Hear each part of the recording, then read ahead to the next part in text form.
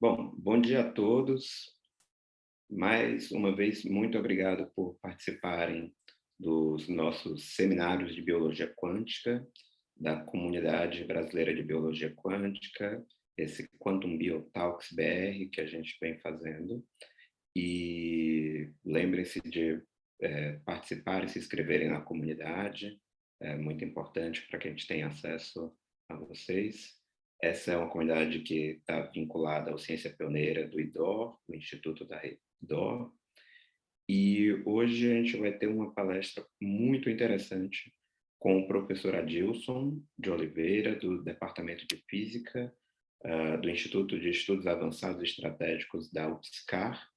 O professor Adilson também é fundador do Laboratório Aberto de Interatividade, escreveu e está lançando ainda, já lançou esse ano e está bem numa fase de divulgação de um livro muito interessante chamado Física Sem Mistérios, e que é um fruto de 20 anos que ele esteve e ainda está como um comunicador, um divulgador da ciência na revista Ciência Hoje. E o tema de hoje, da compreensão da natureza à distorção da pseudociência, né? Desvendando a física quântica, da compreensão da natureza à distorção pseudocientífica. E então, um tema muito em voga, um tema muito importante, e que a gente vai ter aqui o prazer de escutar o professor Adilson. Professor Adilson, mais uma vez, muitíssimo obrigado por aceitar o nosso convite. Essa palestra ela ficará disponível online, então tem um impacto de longo prazo. E, mais uma vez, reforço para as pessoas que queiram fazer perguntas, podem escrever pelo chat, e ao final o professor Adilson vai responder todas essas perguntas. Muito obrigado. Passo a palavra para o professor Adilson agora. Bom dia a todas as pessoas. É um prazer estar aqui falando um pouco sobre a física, em particular a física quântica, justamente tentando desmistificar um pouco, né, essa parte da física que é tão importante e tão fundamental para a nossa compreensão do mundo e, ao mesmo tempo, todo o impacto que ela gera na nossa vida, né? Então, vou ter um guia aqui para a nossa conversa, né? Como que eu vou colocar algumas questões, no quais eu vou apresentando e vou debatendo com vocês, né? Como podemos entender o mundo que nos cerca, né? As ideias para entender do que são feitas as coisas que tem em nosso mundo. E essas ideias, elas vão sendo transformadas ao longo do tempo, levando a novos fenômenos que levaram, então, a ideias revolucionárias, que teve o nascimento da física quântica, que há mais de um século vem sendo desenvolvida. E a física quântica, justamente como ela veio como uma revolução científica, ela quebra os nossos paradigmas, ela vai, então, mudar uma forma que a gente entende o mundo à nossa volta. Mas isso, muitas vezes, pode levar àquilo que a gente chama aqui de misticismo quântico, né? Que, justamente, ao pegar essas ideias da física quântica, você pode colocá-las totalmente fora de contexto, gerando aquilo que eu chamo de consequências pseudocientíficas, né? Primeiro de tudo, como podemos entender o mundo que nos cerca, né? Há muito tempo a gente vai construindo um modelo, né, para atendar o universo à nossa volta. Então, quando, por exemplo, a gente vê uma imagem como essa aqui, que são as Cataratas do Iguaçu, né, com toda a sua beleza, né, com toda a sua grandiosidade, né, a gente começa pensando, né, como que a natureza pode ter formado um espaço como esse, ou essa foto, que isso é uma imagem, não é uma montagem, lá do deserto do Atacama, onde essa nuvem que aparece aqui no céu, não sei se meu cursor está aparecendo aí para vocês, mas essa nuvem que está aqui no céu é simplesmente o centro da nossa galáxia, né? Ou seja, a Via Láctea, que de fato você consegue ter essa imagem lá no deserto do Atacama, por isso os maiores telescópios do mundo estão lá e permitem você ver essa imagem espetacular. Mas também a natureza mostra uma coisa tão bela quanto um golfinho que salta, ou toda essa diversidade biológica que nós temos em nosso mundo, né? Onde a gente vê aqui muitas cores, muitas formas, diferentes animais, e você veja só, eu não coloquei o animal mais perigoso que tem aqui no nosso mundo, o maior predador, que somos nós, que somos responsáveis, né, por ser o maior predador do mundo. Mas toda essa diversidade vem a seguinte pergunta: afinal, do que é feito o mundo, né? Como que a gente pode entender a natureza das coisas? E aí, essa ideia do que é feito o mundo é uma ideia muito antiga, que começa já com os gregos. Por exemplo, Tales de Mileto vai imaginar que tudo no mundo é feito de água, tudo é uma transformação da água nas suas diferentes formas. O Anaxímenes vai imaginar que tudo provém e tudo retorna ao ar, afinal de contas, a gente respira o ar e devolve o ar ele é fundamental para a vida, da mesma maneira que a água. O Genofanes vai, então, juntar a ideia de terra mais ar para também explicar as coisas, porque ele diz: todas as coisas, inclusive o homem, são formados de terra e ar. A gente sabe muito bem que tudo que a gente come, de alguma forma, vem da terra e a gente precisa do ar para respirar. E o Empédocles vai fazer a junção dos 4 elementos, a terra, a água, o ar, a terra, a água e o fogo, né?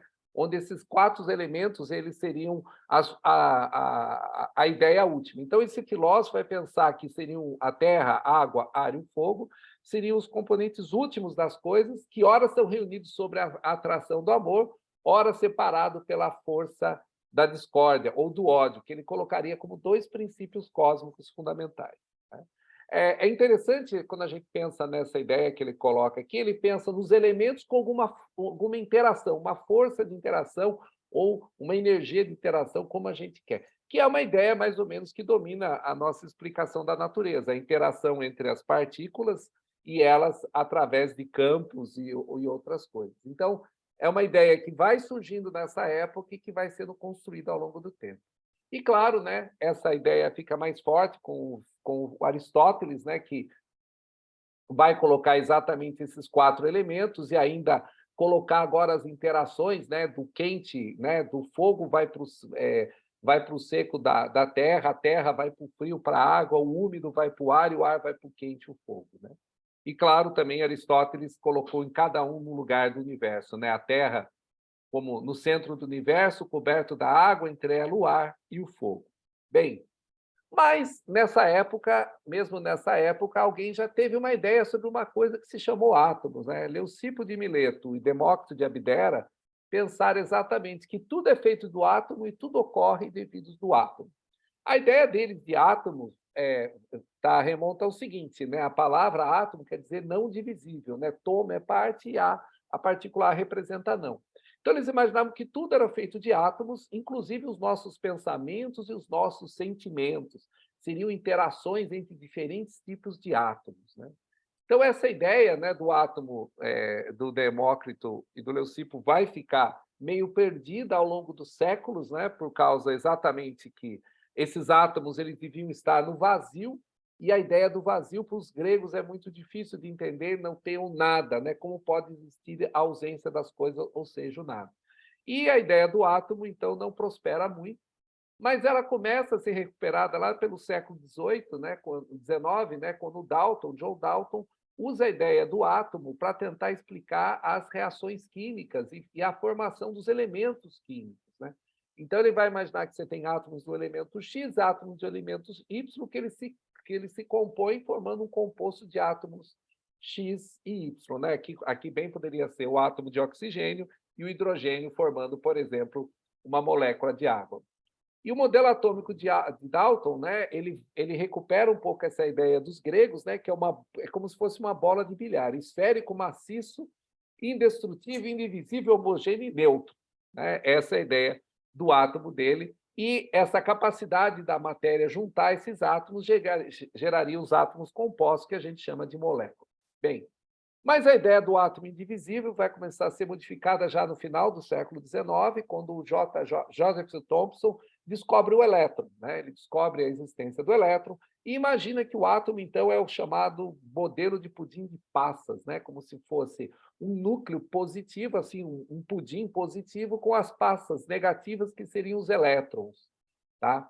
Essa ideia do Thomson, né, que vai conseguir explicar por que os átomos normalmente são eletricamente neutros e, ao mesmo tempo, mostrando a existência do elétron, que vai ser observado, também vai um pouco ao encontro da ideia da tabela periódica, né, que o Dmitry Mendeleev começou a juntar os elementos em função das suas propriedades químicas e físicas, né? Então, isso aqui é um cartão do Mendeleev, e essa aqui é a tabela periódica que todos vocês conhecem, né? Que estão organizados todos os elementos que a gente encontra na natureza, inclusive os elementos criados pelo homem aqui, né? Uma série aqui, nós temos até o 118 hoje, criado pelo homem, tá?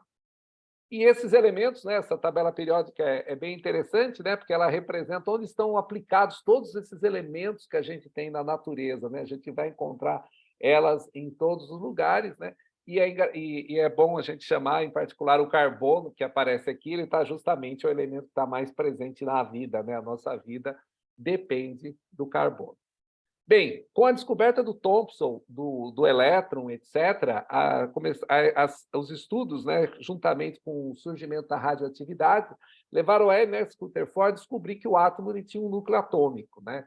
O Rutherford percebeu que quando ele jogava um feixe de partículas alfas, que nada mais era do que um núcleo de átomo de hélio com 2 prótons e 2 nêutrons, ele esperava que essas partículas atravessassem uma fina folha de ouro e tivesse uma fluorescência aí nessa tela de sulfeto de zinco.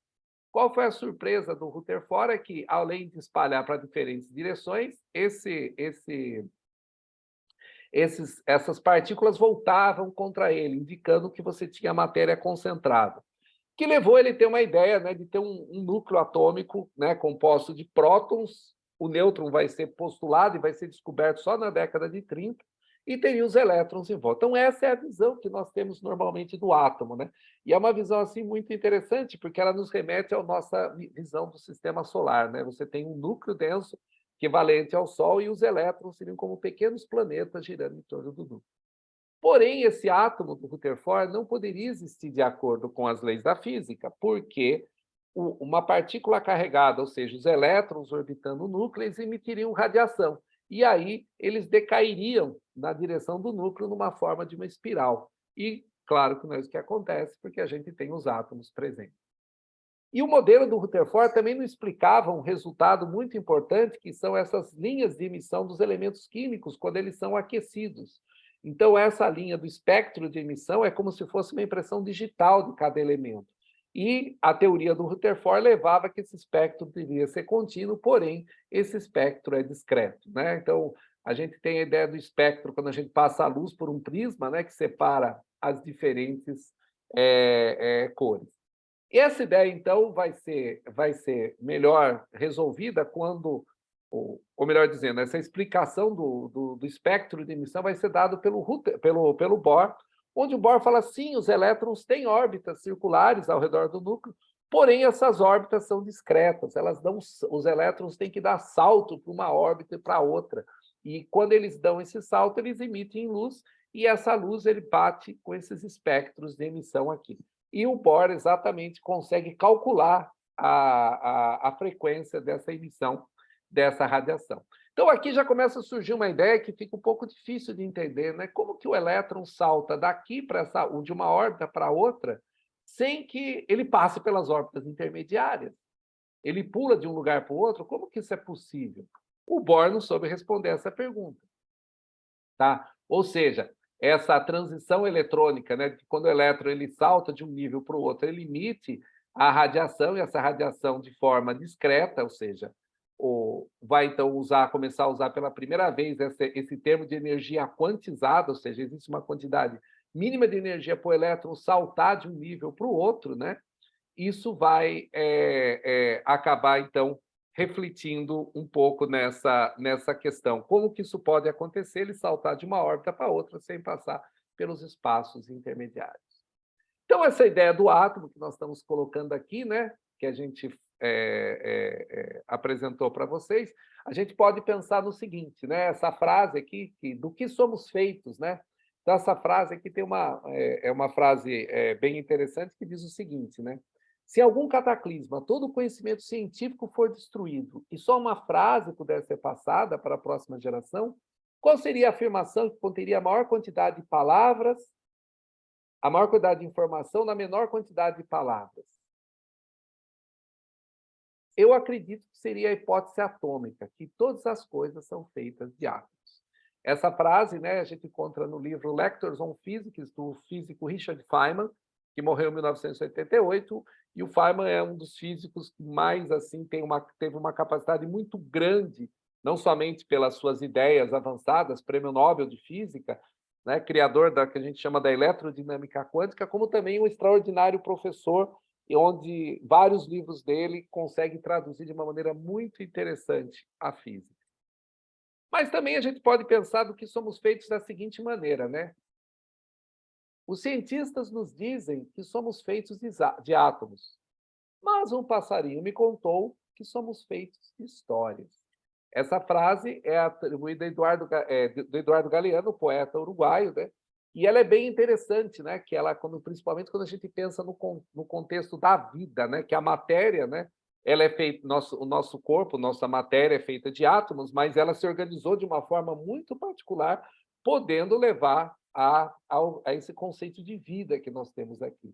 E a evolução de um sistema biológico mesmo, quando a gente fala de vida, a história é muito importante, né? Ou seja, o ser vivo ele evolui interagindo com o ambiente, e essa história que cada um de nós traz, né, da nossa evolução, vai justamente afetar naquilo que somos, né? Então, principalmente nós, os seres pensantes desse planeta.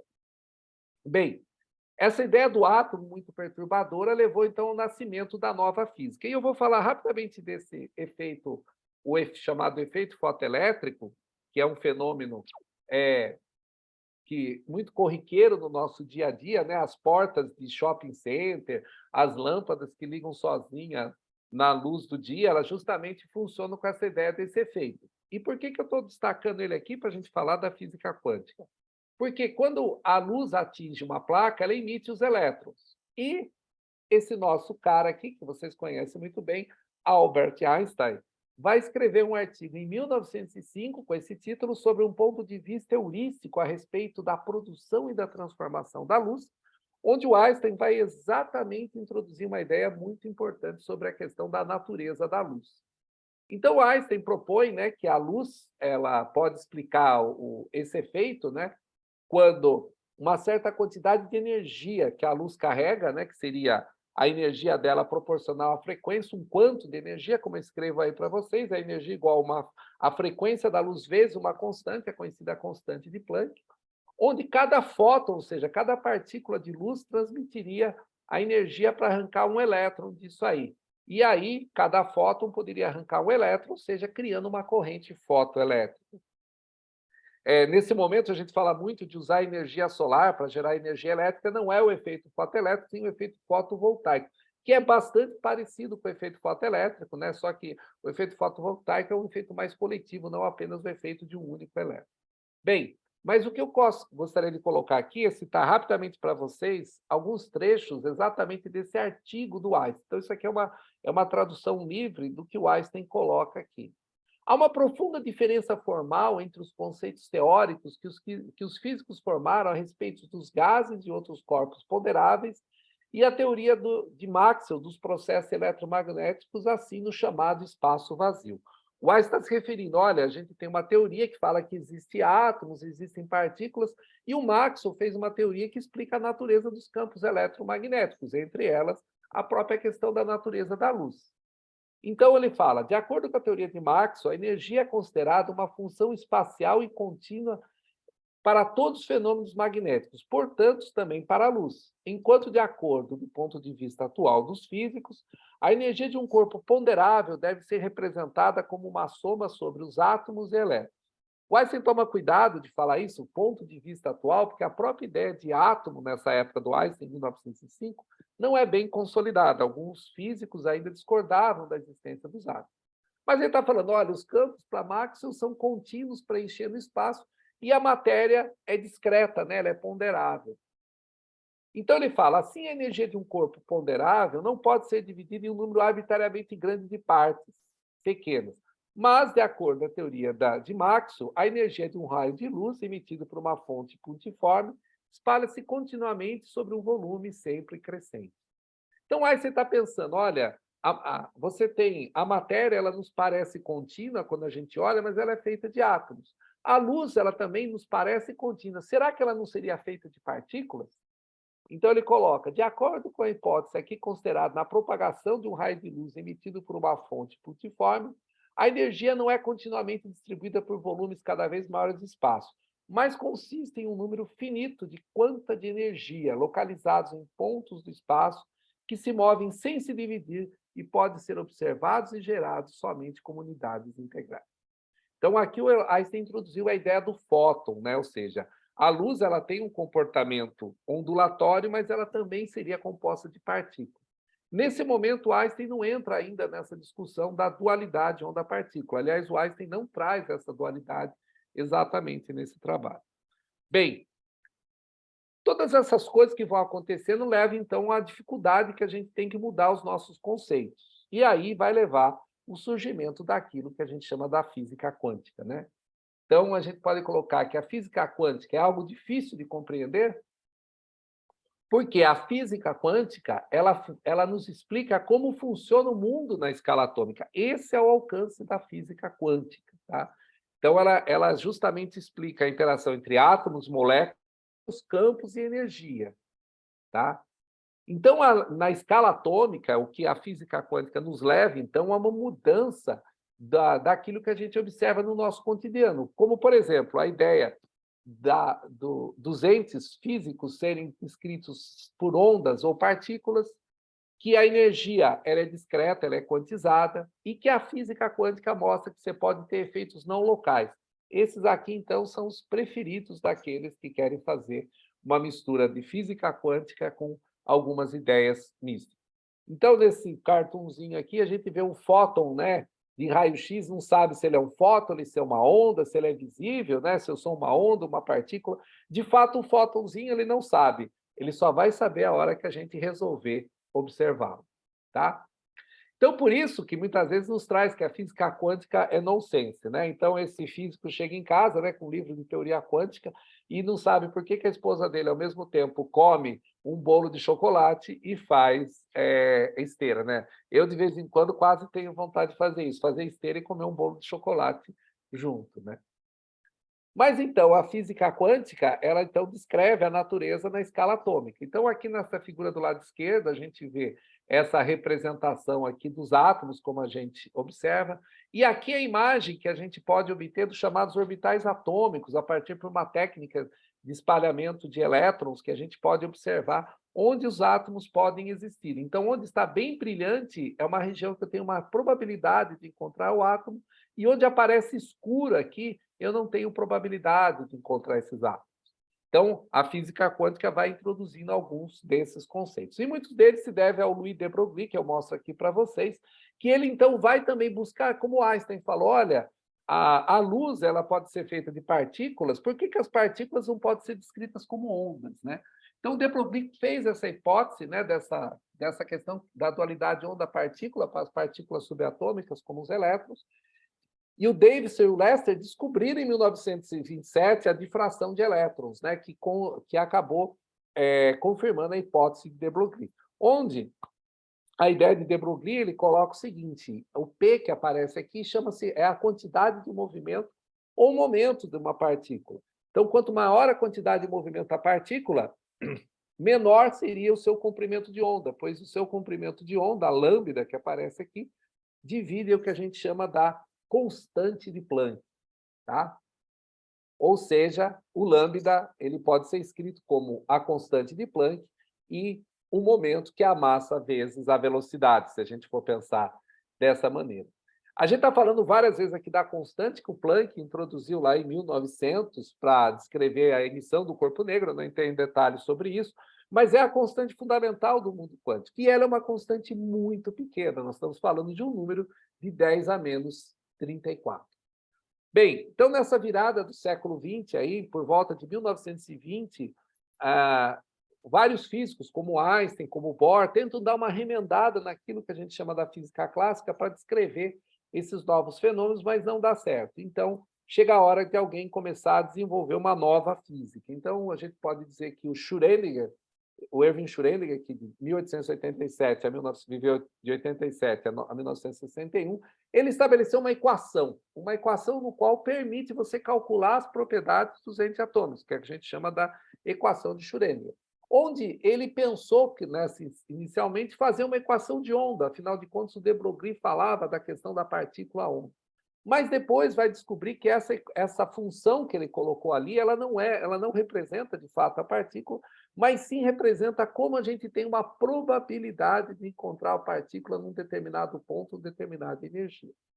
E, paralelamente a ele, o Werner Heisenberg, que é muito conhecido, ele vai desenvolver uma outra versão da teoria quântica, onde ele fala assim, ok, como eu não sei como que um elétron pula de um nível para o outro, o que me interessa é o que eu consigo medir. E o que consigo medir? O elétron no nível 1 ou no elétron no nível 2.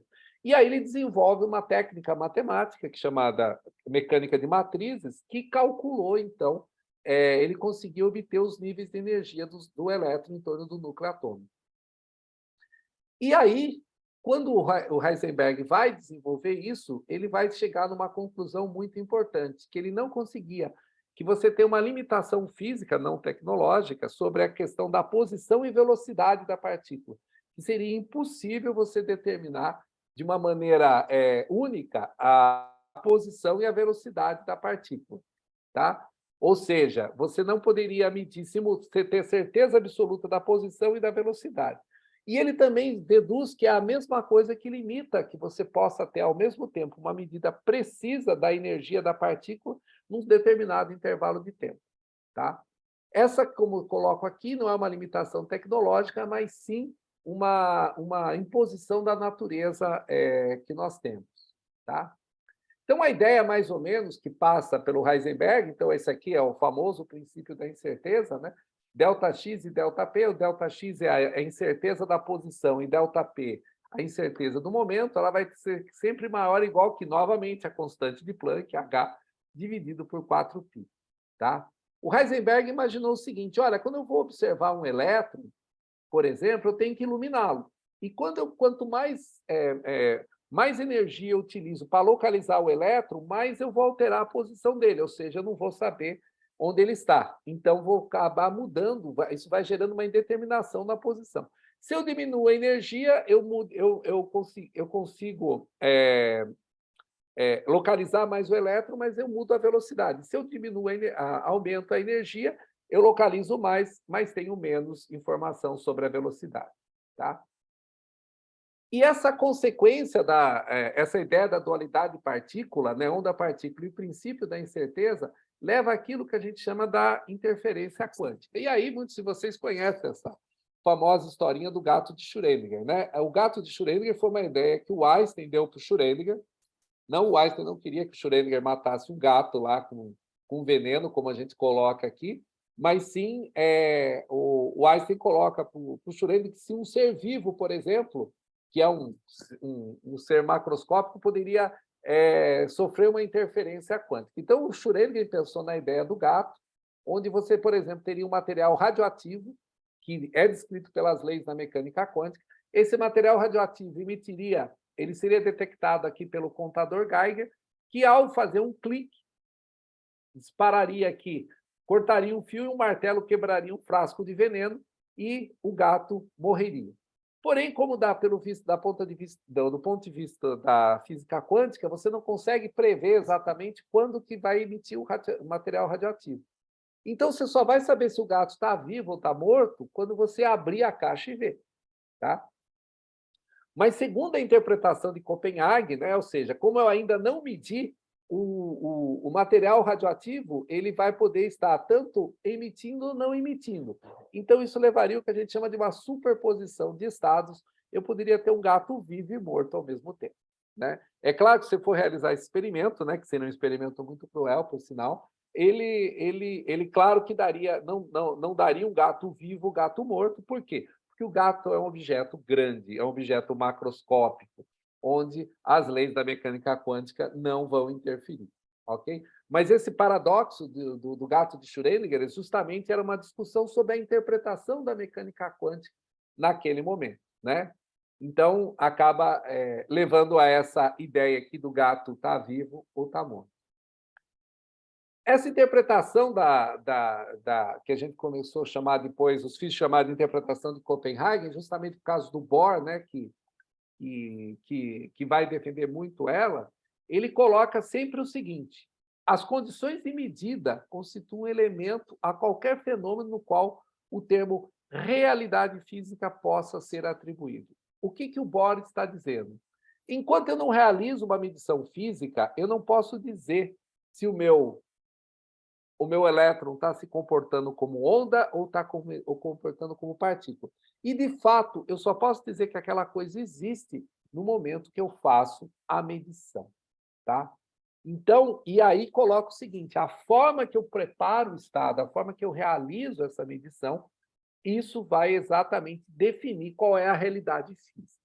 Bem, essa ideia, então, do Bohr leva, então, uma atitude radical, né, sobre o que é a realidade física. Porque até então a gente sempre imagina a ciência externa, a gente faz uma medida de um objeto sem interferir com ele, a gente é só um mero observador.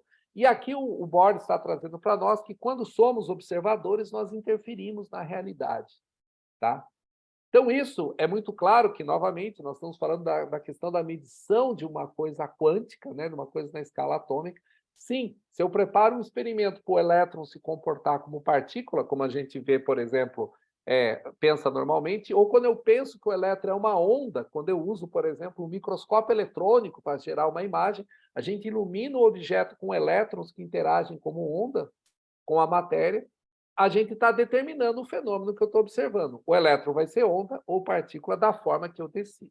Bem, isso leva, então, o Bohr estabeleceu o que ele chama do princípio da complementariedade, que foi enunciado em 1928, né, que falava exatamente sobre essa natureza da matéria e radiação, ela é dual, e os aspectos corpusculares ondulatórios não são cronometários, mas sim complementares. Ou seja, de fato, você não tem uma questão entre onda e partícula ser uma coisa só, e esse princípio, então, da complementaridade atesta que a matéria e a energia têm esse caráter dual. As coisas são assim.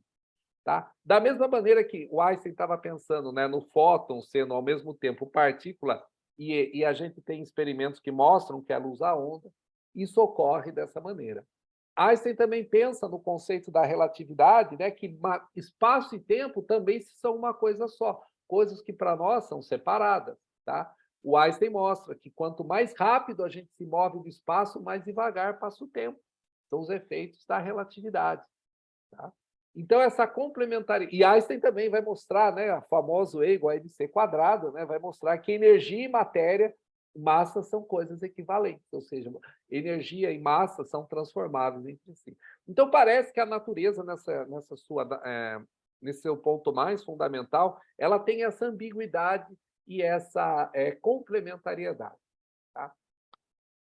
E aí, mais ou menos, a gente chega no ponto, né, que eu fiz uma revisão aqui para vocês sobre a física quântica, e aí a gente pode pensar um pouco exatamente, né, no que a pseudociência vai usar a física quântica. Então, vamos talvez agora definir o que é a física quântica. Me desculpe, faltou um ponto de interrogação ali, né? Mas a gente pode afirmar algumas coisas sobre a física quântica. Primeiro, ela é uma das teorias físicas mais precisas que existem. Tá? É bom também destacar o seguinte, muitas vezes os detratores da ciência vão falar que é uma teoria, essa teoria não é provada, muito pelo contrário. Teoria na ciência é uma teoria que é exaustivamente comprovada. E a física, acima de todas as ciências, isso eu posso falar com muita convicção para vocês, a física é uma ciência eminentemente experimental. Basta você ter um experimento que mostre que a sua teoria está errada, a sua teoria está errada, acabou, você tem que mudar a teoria. Quem decide o que está correto é sempre o experimento. E a física quântica, né, como a gente viu, ela foi construída para descrever os fenômenos da escala atômica, e com sucesso há mais de um século. Tá? E tem conseguido resultados espetaculares e importantes aplicações tecnológicas. A gente sempre pensa nesse ponto de vista esotérico da física quântica. Quando eu falo esotérico, é esotérico com X, né, dessa visão que ela tem diferente, mas nós só estamos conversando aqui através da internet, através dos computadores, graças à física quântica. nos computadores, nos celulares, está ocorrendo fenômenos quânticos o tempo todo. E como a gente sabe também, no fundo da natureza aqui, das moléculas que descrevem os nossos sistemas biológicos, também você tem um monte de fenômeno quântico. As ligações químicas, as reações químicas, bioquímicas que nós temos no nosso corpo, o processo de transformação de luz que as plantas fazem, né, da fotossíntese, de usar a luz para fazer uma reação e formar, por exemplo, a glicose, entre outras coisas, ela surge exatamente dessas interações quânticas que nós temos na matéria. Então, desde fenômenos físicos que a gente pode observar, fenômenos biológicos, como fenômenos tecnológicos, desenvolvimento tecnológico nos leva a isso. E aí, como eu estava te falando, os dispositivos eletrônicos e os novos materiais que surgiram a partir da visão que a física quântica nos deu sobre essa natureza íntima da matéria. Perdão, tá com erro de digitação aqui também, tá? Essa visão, então, que a física quântica nos deu, ou seja, permite hoje a gente projetar novos materiais que resolvem novos problemas e novas condições, né? Só que a física, então, muitas vezes acaba surgindo alguns mitos da física quântica, né? Então, eu chamo aqui alguns mitos quânticos, né? Isso geralmente acontece quando a física quântica é explicada por aqueles que não sabem o que é a física quântica, né? Então, esse acaba sendo o grande problema, né? Nesse momento, nós temos muitas pessoas que dizem que estudam quântica, né? Estudam física quântica, mas sequer têm ideia do que estão falando, né? Muitas vezes estão falando exatamente de coisas que são absolutamente pseudocientíficas. Então, algumas ideias quânticas, né, que viram mitos, né? Então, muitas vezes, as pessoas pegam exatamente alguns conceitos da física quântica e esses conceitos da física quântica acabam sendo olhados como mitos. Então, por exemplo, a consciência humana é responsável, desculpe, eu estou erro de digitação aqui, pelo colapso da onda quântica, né? Quem fala isso é Fritz London, um prêmio Nobel de Física, né, que tem trabalhos fundamentais da física, explicou o fenômeno ajudou a trabalhar com o fenômeno da supercondutividade. O que ele está falando nisso, né? Ou seja, na hora que eu planejo um experimento, né, eu estou determinando como isso vai acontecer. Mas isso não é uma ligação da minha mente com o experimento, né? E Carl von Weiser, né, fala que muitas vezes, né, pegam essa frase dele para falar do papel da vontade. Então, veja só, o Weiser fala, a nossa vontade não consegue influenciar o resultado de um experimento quântico, né? Eu quero que aconteça assim, ele vai acontecer. Porém, ela pode escolher se o fenômeno é ondulatório ou corpuscular. Então, ou seja, eu, como experimentador, eu decido como eu faço meu experimento. Mas não é a minha vontade, não basta querer. Eu tenho que ir lá, mexer, interagir, preparar o experimento para isso acontecer. Tá? Essa frase também, tirada fora do contexto, né, que é o cérebro humano é essencialmente quântico, né? A gente pode encontrar essa frase no livro do Roger Penrose, né? Ele coloca aí, mas o Roger Penrose ele fala exatamente, né, no livro a nova Coroa do Rei, acho que é isso, né, o nome dele. Ele vai exatamente imaginar, ele faz uma especulação, né, que talvez o processo de interação entre os neurônios que nós temos no nosso cérebro poderia ser explicado por interações quânticas, né? Que como pode, né, esses trilhões de neurônios que nós temos no nosso cérebro interagindo um com os outros, faça surgir a consciência, tá? É uma especulação que ele faz aqui, quando ele diz essencialmente quântico, no sentido de que o funcionamento do cérebro vai ser regido pelas leis quânticas, justamente por causa das interações que você tem os neurônios, vira exatamente as suas conexões que ocorrem, né? Roger Penrose, Prêmio Nobel de Física, né? E outra coisa que muitas vezes é utilizada, né, para descrever, para usar como mitos quânticos, é que o cérebro ou a mente pode se acoplar com o estado emaranhado, com outras mentes, e com a realidade, mesmo a grande distância. Ou seja, isso seria uma explicação para a telepatia, né? Isso é uma aplicação da noção da não localidade quântica, né? De um efeito que você pode ter interação entre partículas quânticas não locais, que inclusive foi agraciada com o Prêmio Nobel, acho que de 1921, de 2021, né?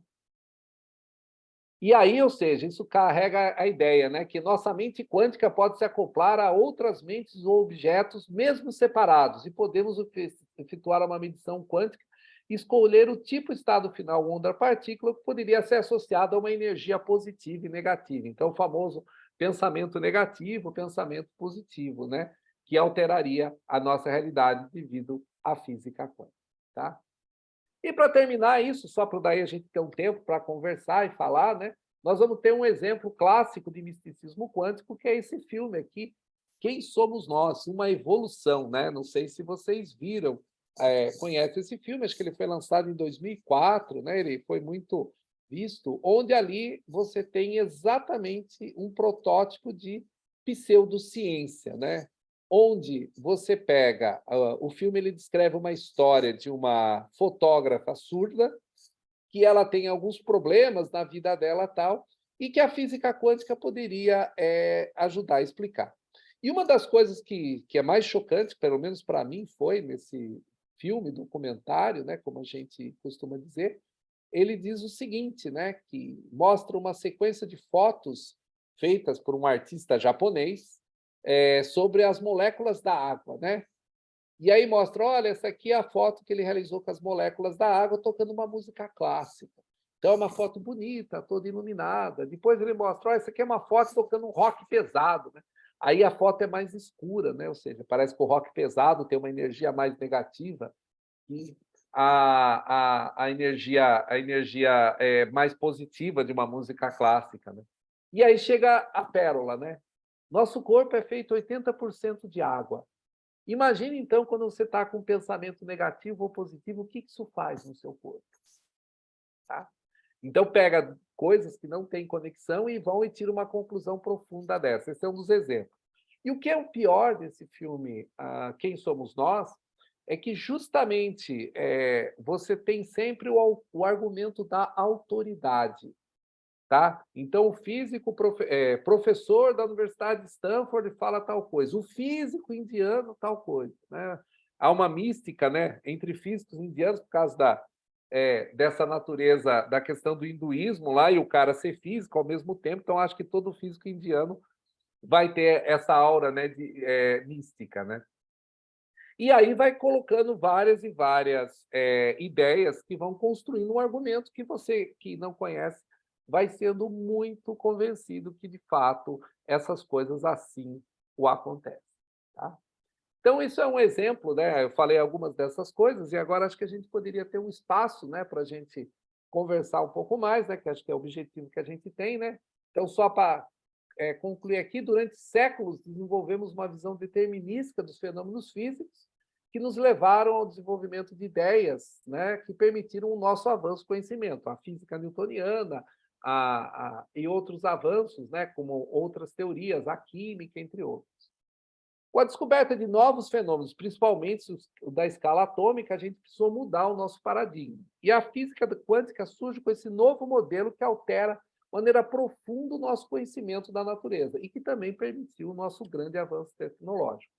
E, infelizmente, vivemos um momento que o negacionismo científico leva a fortalecer crenças e que, quando utiliza conceitos pseudocientíficos, leva à divulgação de ideias que podem causar grandes problemas. Muitas vezes, essas chamadas terapias quânticas fazem que pessoas abandonem tratamentos médicos que são importantes. Né? Aliás, eu ouvi ontem uma notícia, né, que foi feito um estudo sistemático no caso de tratamento de câncer, né, está sendo apresentado lá nos Estados Unidos, uma conferência sobre câncer, que é pessoas que a mortalidade de pessoas quando elas se afastam dos tratamentos convencionais, com tratamentos validados pela ciência e vão para essas terapias alternativas, o índice de mortalidade é muito maior nessas terapias alternativas. E, claro, cada tipo de câncer, isso influencia de uma forma ou de outra. Então, ou seja, o negacionismo científico e a pseudociência ela é muito perigosa, porque isso leva as pessoas, muitas vezes, principalmente aquelas que não têm o conhecimento, a seguir certos caminhos que podem causar problemas. Bem, era isso que eu queria comentar com vocês, né? Acho que o meu tempo terminou e a gente fica à disposição aí. Obrigado pela atenção.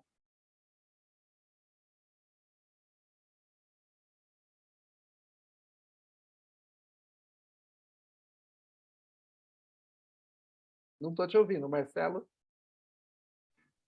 Agora sim, desativei aqui o mudo. Mais uma vez, muitíssimo obrigado. A apresentação foi excelente, aprendi muito e, nossa, tenho dezenas de perguntas, assim. Eu acho que, começando, indo cronologicamente, como você fez, o, eu, eu, pessoalmente, acho que a ideia de átomo é uma das ideias mais importantes da ciência. E uma coisa que eu achei interessante, você disse que na época do Einstein, o próprio conceito de átomo não estava 100% firmado na ciência, né? E isso eu achei muito interessante. A gente sempre tem uma noção, a impressão de que as coisas estão prontas desde sempre, mas, por exemplo, nêutron, neutrino, são coisas de 30, de 40, né? E a gente sempre tem essa impressão. Então, para mim, o que eu queria, o ponto que eu acho interessante é pensar mecânica quântica sem ter o conceito de átomo tão firme, né? E algumas perguntas que eu queria fazer para você relacionado já à questão das possibilidades de aplicação de mecânica quântica, por exemplo, na biologia e na medicina, que esse talvez seja um dos alvos preferenciais dos pseudocientistas, né?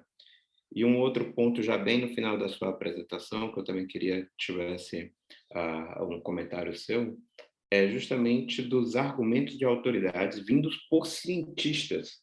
De alguma forma, e é uma impressão que eu tenho, eu queria ouvir seu comentário, como se alguns cientistas, o cara tem uma formação acadêmica, ele leu, ele entende, pelo menos passou pelos critérios de graduação, mestrado, doutorado, que realmente a gente espera que a pessoa tenha uma boa formação, mas de alguma forma debandam para defender coisas absurdas, tipo terra plana, ou ainda esse misticismo quântico.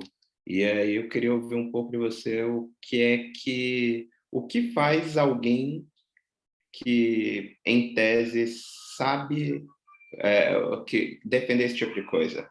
Eu quero dizer o seguinte, é algum tipo de crença que supera a razão ou é simplesmente achou uma forma de ganhar dinheiro e ganhar dinheiro desonestamente, do tipo assim, alguém paga eles para fazer esse tipo de argumento de autoridade, sabe? E alguém está pagando, alguém está financiando esse tipo de gente.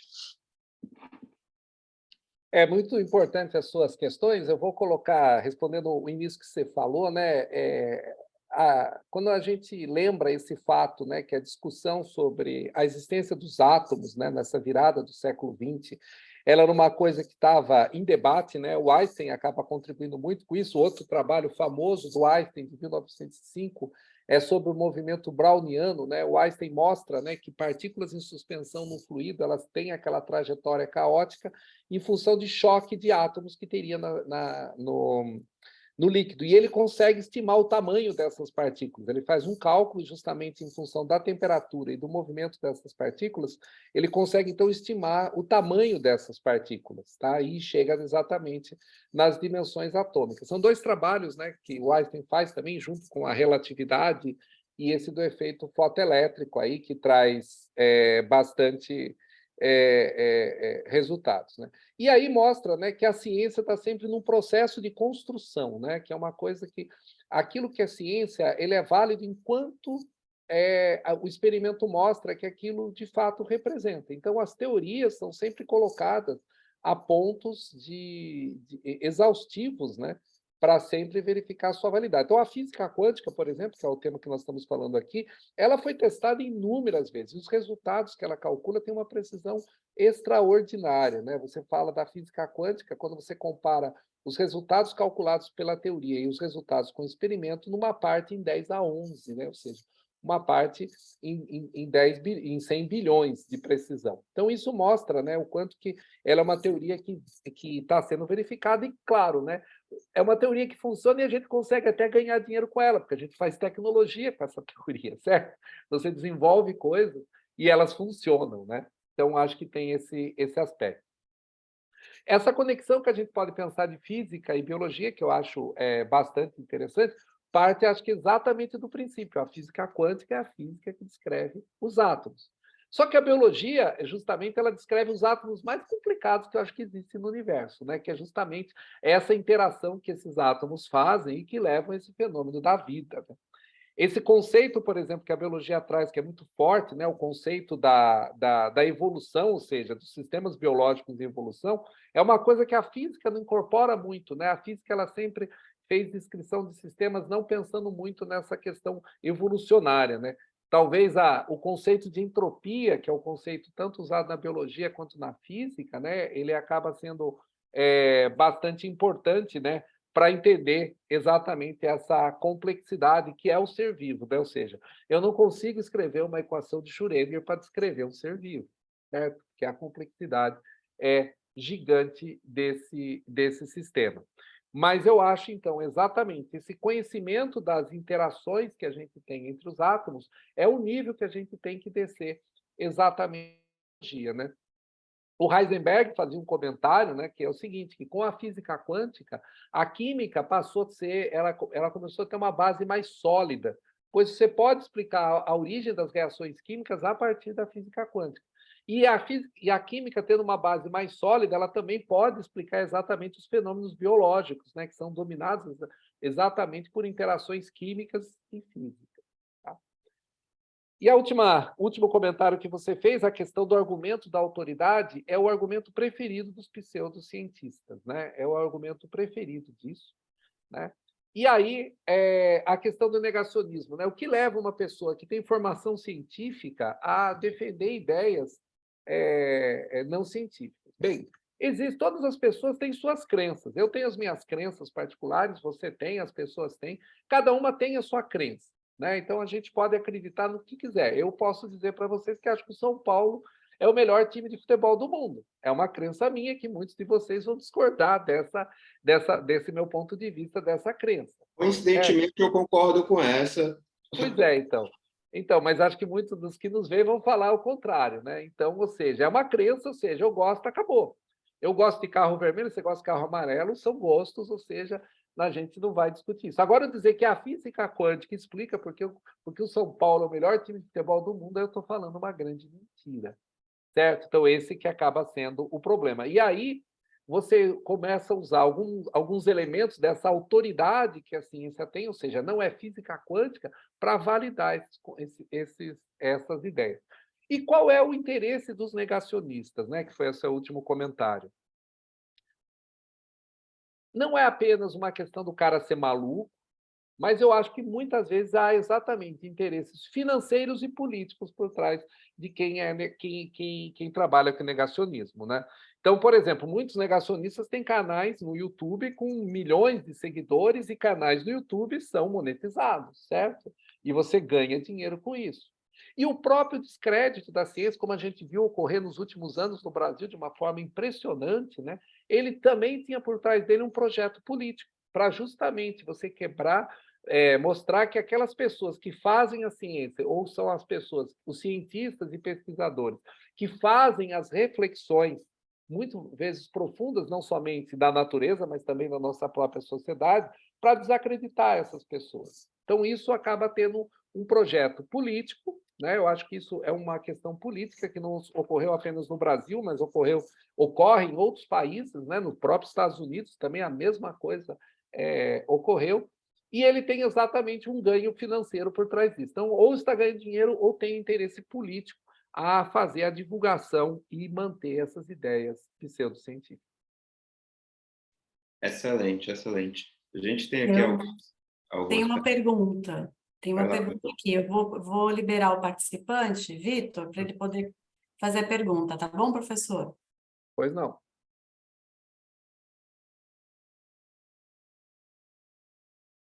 Vitor? Bom dia, gente. Me ouvem bem? Bom dia. Sim, obrigada. Legal, então. Obrigado pela abertura aí, Rô. Eu só queria, primeiramente, né, agradecer aí o professor Adilson, sempre uma satisfação aí tá na presença dele, também ver as palestras dele, né? É sempre muito boas as apresentações, a de hoje também gostei bastante. Aí eu queria perguntar, fazer duas perguntas, na verdade, pro professor, né? A primeira seria se seria possível, né? Se não teria problema, disponibilizar depois esse slide para a gente.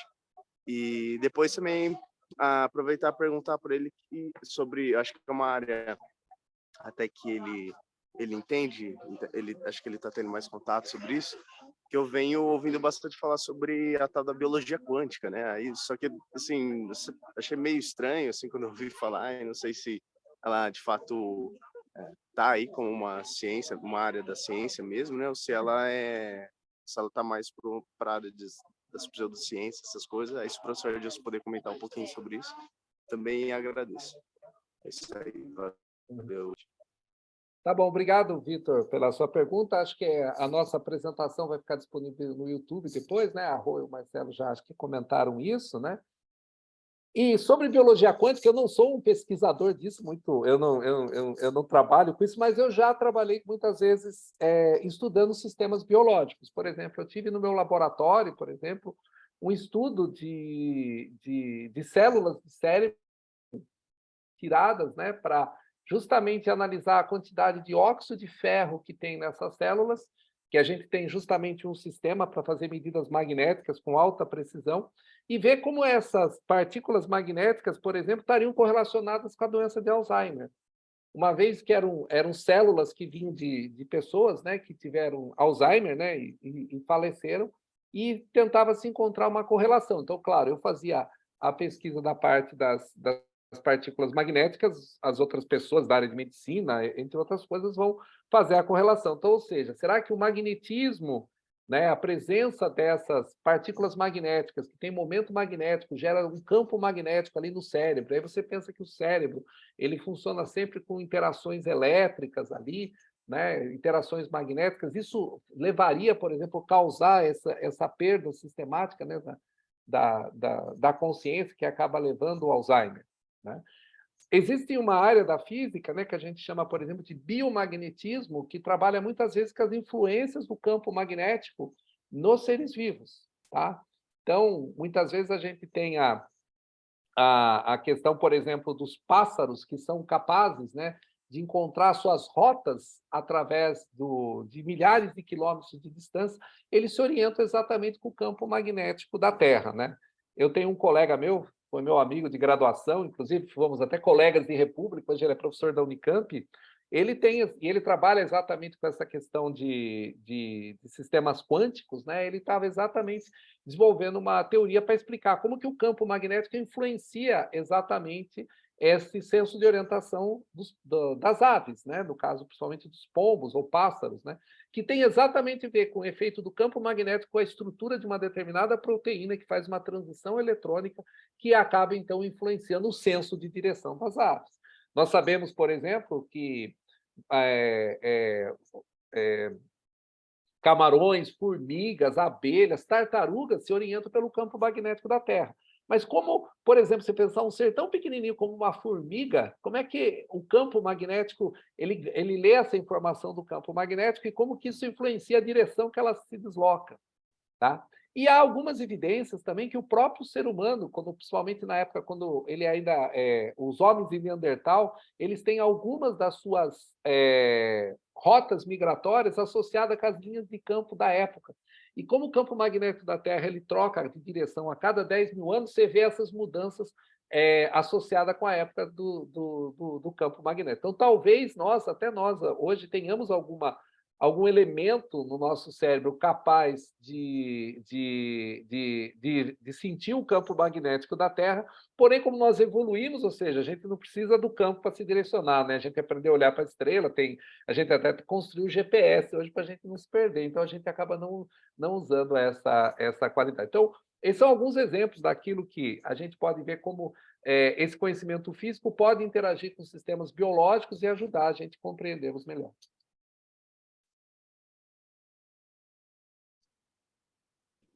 Eu gostaria de complementar também a resposta, né? Eu estou trabalhando com biologia quântica já há cerca de um pouco mais de 2 anos, e é interessantíssimo. Eu acho que a pergunta do Vitor é uma pergunta muito bem-vinda, assim, porque para um físico tradicional, digamos assim, minha formação em física teórica, depois eu fui para física aplicada à medicina, quando se fala em biologia quântica, já realmente a gente fica meio de orelha em pé, né? E principalmente por conta desse arsenal de pseudociência e arsenal de uso da palavra quântica nos mais diversos contextos e que muitas vezes não tem nada a ver. E quando a gente escuta biologia quântica, a gente fica o seguinte: como que é possível ter um fenômeno quântico que muitas vezes a gente está falando de uma precisão absurda e que uma interação mínima entre um átomo e seu vizinho gera uma descoerência e faz com que o fenômeno quântico se perca, né? E como que seria possível na biologia, na temperatura ambiente, na temperatura dos seres vivos, nesse mundo agitado com macromoléculas gigantescas, muito longe do zero Kelvin, a gente tem um fenômeno quântico que seja relevante para a natureza, para a evolução de um determinado ser vivo.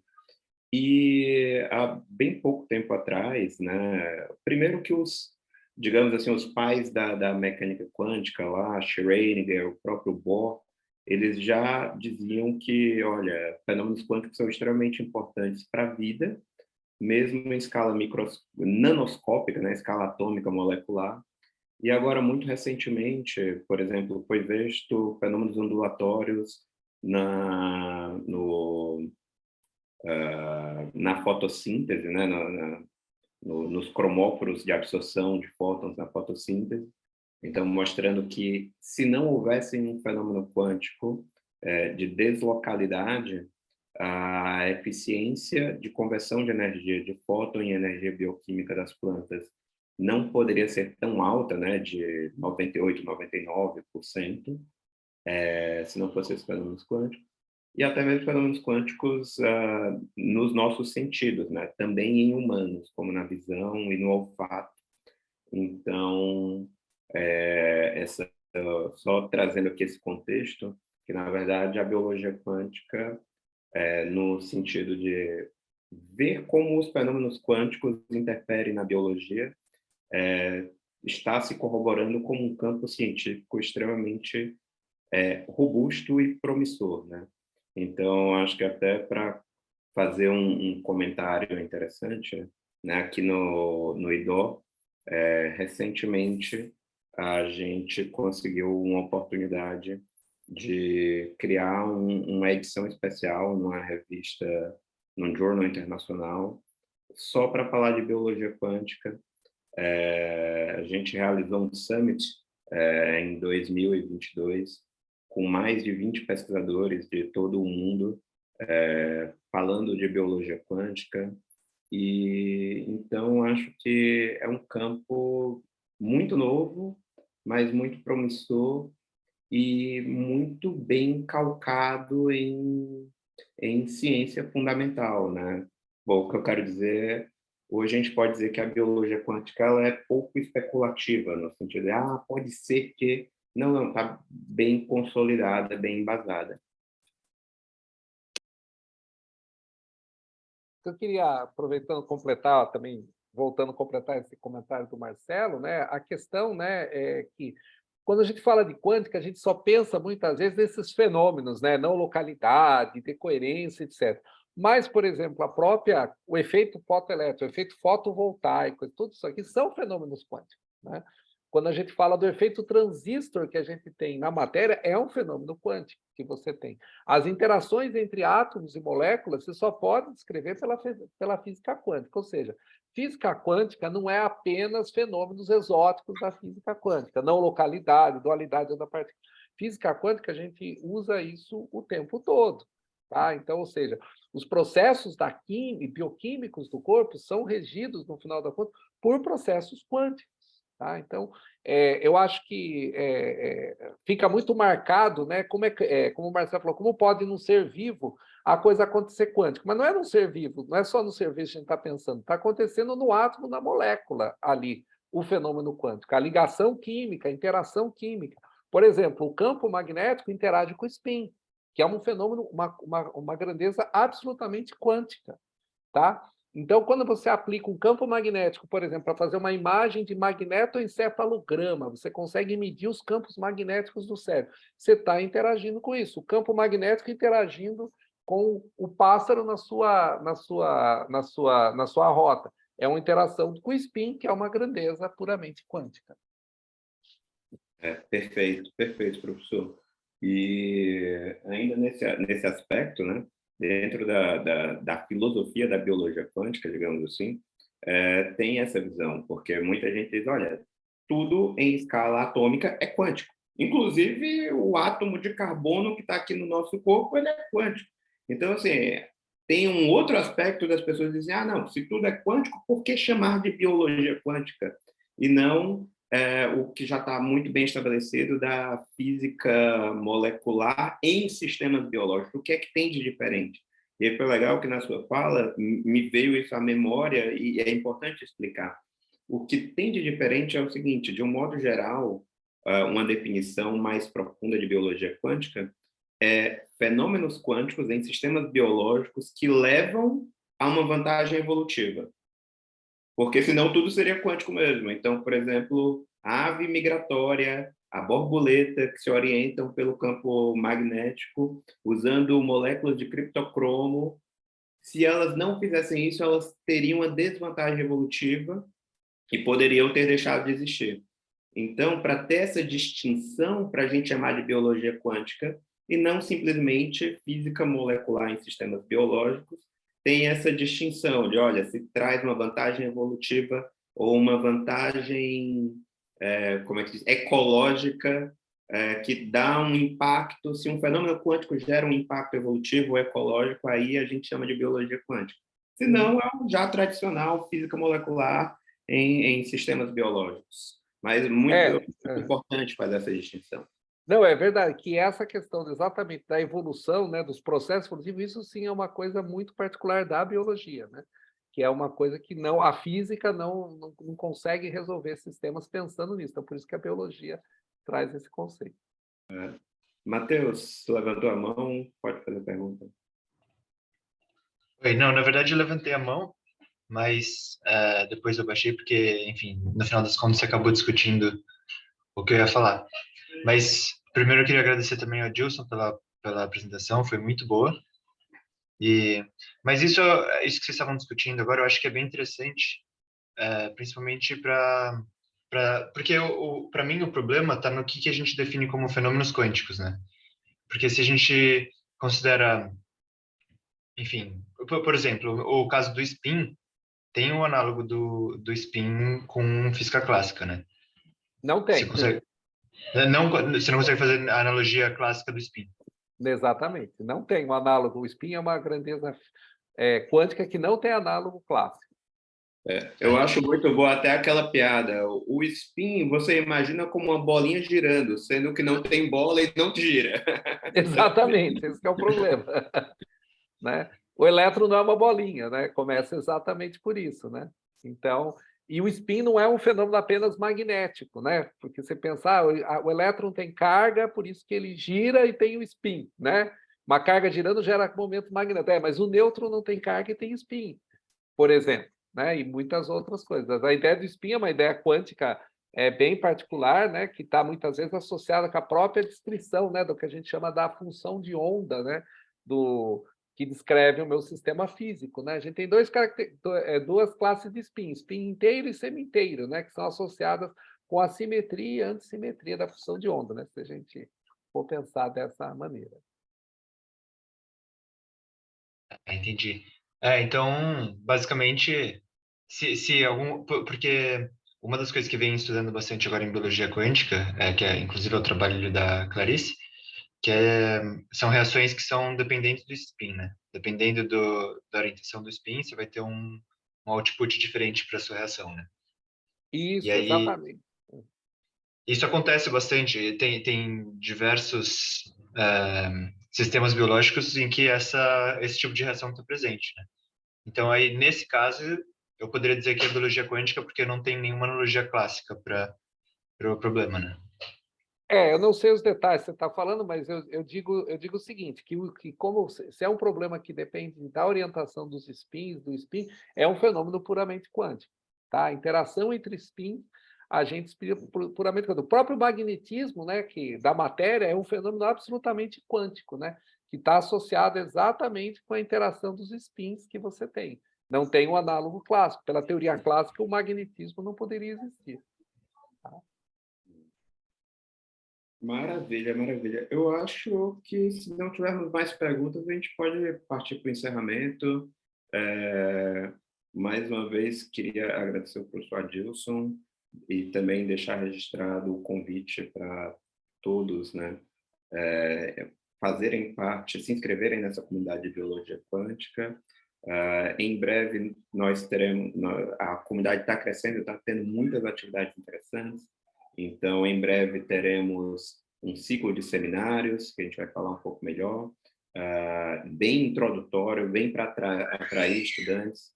Para os cientistas que já estão pesquisando na área ou em áreas correlatas, como eu comentei, o Ciência Pioneira do IDOR, junto com Frontiers, o Journal Frontiers, vai ter o lançamento de Special Issues, a gente vai, sobre biologia quântica, a gente vai trazer isso melhor. Também a criação de eventos locais nas universidades e também alguns congressos, como o Congresso de Fotobiologia latino-americana, que vai acontecer em Maresias no final do ano. Então, muitas atividades, a gente... Inscrevam-se na comunidade, inscrevam-se para os seminários, que a gente vai ficar... A Rô que colocou, né, o nosso e-mail também, para entrar em contato, caso tenha alguma dúvida. Então, feitos todos esses avisos, basicamente dizendo que a comunidade está crescendo, está se fortalecendo, e fica o convite também para o professor Adilson. Muito bem, a palestra foi excelente, vai ficar gravado, vai estar no YouTube, pode ter certeza que vai ser assistido várias vezes. Vamos tentar quebrar o seu recorde de 500 mil visualizações com essa palestra. E mais que isso, fica o convite para várias outras atividades. Agora que a gente interagiu, vai ficar por perto e vamos fazer com que a biologia quântica se torne ainda mais difundida aqui no Brasil. Há uma oportunidade muito grande, né, porque é um campo novo, então, do Brasil se destacar nessa área, já que não tem nenhum, digamos assim, um player que seja realmente ultra dominante dessa ciência. Então, a gente tem aqui a possibilidade de fato, fazer com que o Brasil se destaque, né? Professor, por favor, a gente quer ouvir suas considerações finais. Mais uma vez, muito obrigado. Eu queria agradecer o convite, né? Para mim é sempre um prazer estar falando sobre a física, sobre a ciência, né? E principalmente tentando, de alguma forma, fazer com que ela aproxime as pessoas para elas terem exatamente uma compreensão real do que é a ciência. Aqui na UFSCar, né, a gente trabalha bastante com essa questão do que é aquilo que a gente chama da divulgação científica, mas a gente tem trazido também um conceito bastante importante que a gente chama da cultura científica, né? Inclusive, foi ideia nossa aqui na UFSCar, foi criado aqui na UFSCar o que a gente chama de Instituto da Cultura Científica, onde justamente isso tem o objetivo de fazer com que a ciência aproxime as pessoas e elas possam formar um conhecimento mais geral a respeito da ciência, né? Porque a gente precisa ter essa cultura científica justamente para saber aquilo que estão nos oferecendo, aquilo que estão nos apresentando, e também justamente ajudar exatamente algumas vezes, inclusive, as pessoas, né, que tomam decisões no país, tomarem decisões mais corretas, baseadas, né, na ciência, né, naquilo que a ciência nos diz, para que a gente possa também ajudar a ter um melhor bem-estar para a nossa sociedade. Então, é sempre um prazer e fico sempre à disposição para falar sobre física quântica, sobre a ciência em geral, naquilo que eu puder contribuir com vocês. Maravilha, muito obrigado. Tá perfeito. Agradeço, professor, excelente palestra e um ótimo dia para todos vocês. Um abraço para todos e todas. Abraço, tchau. Tchau, gente. Obrigado.